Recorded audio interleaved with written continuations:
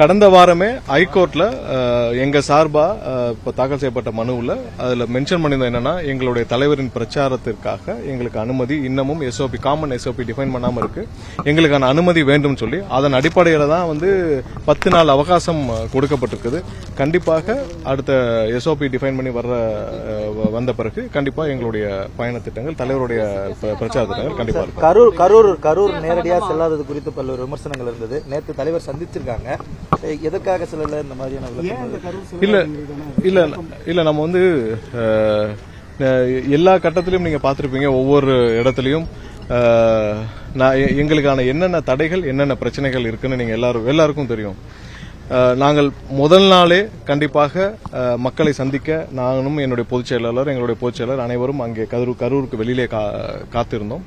ஆனால் அதற்கான அனுமதி எங்களுக்கு கரூர் ஊருக்குள்ள செல்ல அனுமதிக்கப்படவில்லை. அதில் கிட்டத்தட்ட 2:30 மணி 3 மணி வரைக்கும் நாங்கள் உச்சநீதிமன்றத்தில் தெளிவாக தாக்கல் செய்யப்பட்டிருந்தோம். 2:30 3 மணி வரைக்கும் நாங்கள் காத்திருந்தோம். அதற்கு பின்னர் எங்களுக்கு வந்த தகவலின் அடிப்படையில் அனைத்து ரோடுகளும் தடை செய்யப்பட்டது. உள்ளே யாரும் அவ்வளவு சீக்கிரம் போக முடியாது.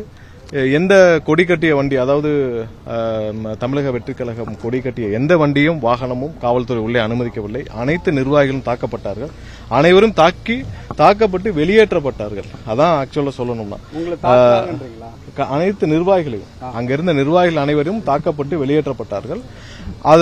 அதற்கு பின்னால் கிட்டத்தட்ட 2:30 மணி அளவில் எங்களுக்கு முதல்வர் எல்லாரும் நீங்க அந்த நிகழ்வுகள் எல்லாம் நீங்க பாத்திருப்பீங்க, நடந்த நாடகங்கள் எல்லாம் நீங்க பாத்திருப்பீங்க, ஒவ்வொரு நாடகத்தையும் பாத்திருப்பீங்க, ஒவ்வொரு இடத்தையும் பாத்திருப்பீங்க. எத்தனை அமைச்சர்கள் உடனே நாடகம் நடத்துகிறார்கள். எங்களுக்கு அந்த இடத்துல உள்ள போறதுக்கான அனுமதியும் வழங்கப்படவில்லை. அதற்கு பின்னர் தான் போஸ்ட்மார்ட்டம் உடனே கம்ப்ளீட் பண்ணிட்டாங்க அப்படின்னு தகவல் வந்தவுடன் கண்டிப்பாக இது அடுத்த கட்டமாக எங்களுக்கு இங்கே எந்த இடத்திலும் நீதி கிடைக்காது. ஏனால் எங்களுடைய முதல் குற்றச்சாட்டு காவல்துறை மீது. ஏன்னா எங்களுக்கு எங்கேயும் நீதி கிடைக்காது, உயர்நீதிமன்றத்தை தான் நாட வேண்டும் என்று உடனடியாக சென்னை உயர்நீதிமன்றத்தில் அன்னைக்கு நீங்க இதே பத்திரிகையாளர்கிட்ட நான் சொன்னோம், நீதிமன்றத்தில் தான் முறையிட முடியும், நாங்கள் கண்டிப்பாக முறையிட்டோம். அதுக்கு அடுத்து நடந்த நிகழ்வுகளையும் பார்த்திருப்பீங்க. இவர்கள் எல்லாம் என்ன நினைச்சார்களோ அது கண்டிப்பாக நடக்காது. இவர்கள் எல்லாம் கட்சியை முடக்கணும் இல்ல எல்லாத்தையும் முடக்கணும்னு நினைச்சாங்க, அது கண்டிப்பாக நடக்காது. மக்கள் கண்டிப்பாக எங்களுடைய தலைவர் மீது முழு நம்பிக்கை வைத்திருக்கிறார்கள், 100% நம்பிக்கை வைத்திருக்கிறார்கள். இந்த மொத்த இன்சிடென்ட் எப்படி நடந்ததுன்னு மக்கள் அனைவருக்கும் தெரியும். இதுல ஒன்றும் நாங்கள் சொல்றதுக்கு ஒன்றும் இல்லை. எங்களுக்கான ஒரே துக்கம் 41 பேர் எங்களுடைய சொந்தங்கள், எங்களுடைய உறவுகள், எங்களுடைய சகோதரர்கள், எங்களுடைய சகோதரிகள், குழந்தைகள் பலியானது மட்டும்தான் மிகப்பெரிய துக்கம். அது கண்டிப்பாக எந்த காலகட்டத்திலும் அது மீள முடியாத துக்கம். மற்றபடி இதுல யாருக்கும் எந்த நெருக்கடியும் கிடையாது, யாரும் எங்களை நெருக்கடியும் கொடுக்க முடியாது. அதற்கெல்லாம் பயந்து யாரும் இங்க இல்லை. ஒரே ஒரு விஷயம், இந்த 41 பேருடைய மரணம் மட்டும்தான் எங்களை கடுமையாக பாதிக்குது.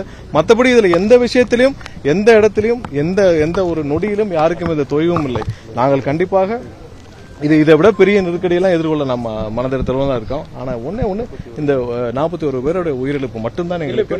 அது காத்திருந்து அனுமதி கிடைக்கலன்னு சொல்றீங்க. உங்களுடைய வாகனத்தை போலீசார் தடுத்து உங்களை அனுமதிக்கலையா, இல்ல நீங்க போலீஸ் கிட்ட பெர்மிஷன் கேட்டீங்களா போறதுக்கு? இல்ல அது நான் உச்சநீதிமன்றத்துல சொல்லியிருக்கோம். நான் என்னன்னா இதோட இந்த கரூர் சம்பந்தப்பட்ட நீங்க எதுவும் இதுக்கு மேலேயே நம்ம பேச வேண்டாம். ஏன்னா நிறைய விஷயங்கள் நாங்கள் கண்டிப்பாக இதை தொடர்ந்து சிபிஐ இடத்துல எங்கள்கிட்ட என்னென்ன ஆதாரங்கள் கொடுப்போம் எல்லாமே கொடுப்போம். நேற்று வந்தவர்கள் நிறைய பேர் பேசியிருக்காங்க, அந்த வீடியோ நிறைய பத்திரிகைகள் எடுத்து போட்டிருக்கீங்க. என்ன நடந்ததுன்ற உண்மை எல்லாருக்கும் தெரியப்பட வேண்டதான் எங்களுடைய விருப்பம். இதுல எந்த விதத்திலும் எந்த தொய்வும் எந்த இடத்துலயும் இல்ல. ஒன்னே அந்த 41 பேர் உயிரிழந்தது மட்டும்தான், எந்த இதுவும் கிடையாது. அடுத்த கட்டத்திற்கு நாங்கள் நோக்கி இல்ல அது சம்பந்தப்பட்ட அறிவிப்புகள் கருத்துக்கள் இல்ல அது சம்பந்தப்பட்ட அறிவிப்புகள் எங்களுடைய விரைவில் வரும். இதுவரைக்கும் எங்களுக்கு அழைப்புகள் வரவில்லை. நன்றி. முதல் கூட்டம் நிர்வாக கூட்டம் நடைபெற்றிருக்குது, அதுதான் பத்திரிகை சந்திச்சோம். மற்றபடி அடுத்தடுத்த விஷயத்தை இல்ல அதுக்கெல்லாம் டைம் இருக்கு. கண்டிப்பாக எங்களுடைய தலைமையிலிருந்து தலைவர் சார்பாக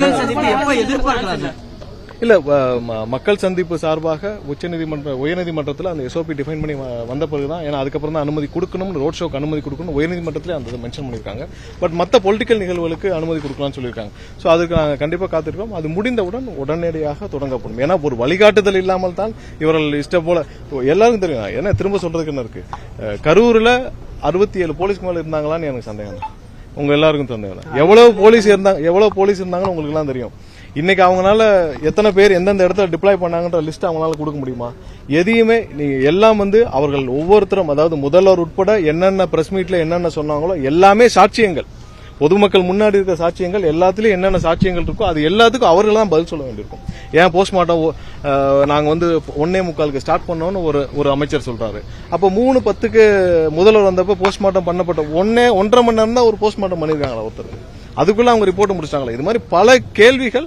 3:15 மணிக்கு முதல்வர் 3:10 வந்துட்டாருன்னு நினைக்கிறேன். அந்த டைம்ல முதல்வருக்கான மலர் வளையம் அங்க வைக்கிறாங்க. சோ அப்ப 1 மணி நேரம் கூட போஸ்ட்மார்ட்டம் பண்ணலையா? சோ இதற்கான பல கேள்விகளுக்கு விடை காலம் தான் பதில் சொல்லும். விசாரணை நடந்துட்டு இருக்கு. உச்சநீதிமன்றம் தலைமையில் ஒரு நீதிபதி நியமிக்கப்பட்டிருக்கிறார். அதனால இது சம்பந்தப்பட்ட பல விஷயங்கள் நம்ம தாமதமா வந்ததை பத்தி அதை பற்றி நீங்க யோசிக்கிறீங்களா? இது இல்ல வரக்கூடிய காலங்களை தவிர்ப்பீங்களா? பத்திரிகையாளர் அனைவருக்கும் தெரியும் இந்த கேள்வியை. நீங்க நிறைய டைம் நீங்களே 1 மாசம் விவாதிச்சிட்டீங்க. உங்க எல்லாருக்கும் தெரியும். இதுல இருந்த பெரும்பாலானோர் அன்னைக்கு எங்களோட டிராவல் பண்ணீங்க. தாமதத்துக்கு என்ன நீங்க தெரியும். அதாவது கிட்டத்தட்ட 2500 டூ வீலர் தலைவருடைய வாகனத்தை சுற்றி இருந்தது.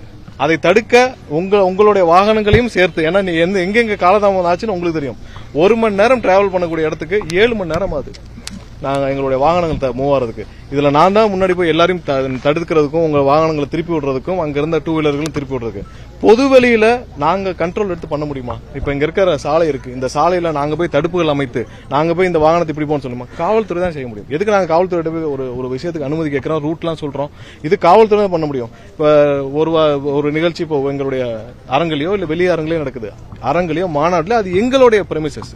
அந்த இடத்துல நாங்கள் எப்படி வேணாலும் நாங்க தடுத்துக்கலாம். மீடியா அங்க இருக்கணும்னு. பொது இடங்கள்ல அது பப்ளிக்கோட இடம். அதுல நாங்க எப்படி தடுப்புகள் அமைக்க முடியும்? யார் எங்க போகணும்னு சொல்ல முடியும்? என்ன பண்ண முடியும்?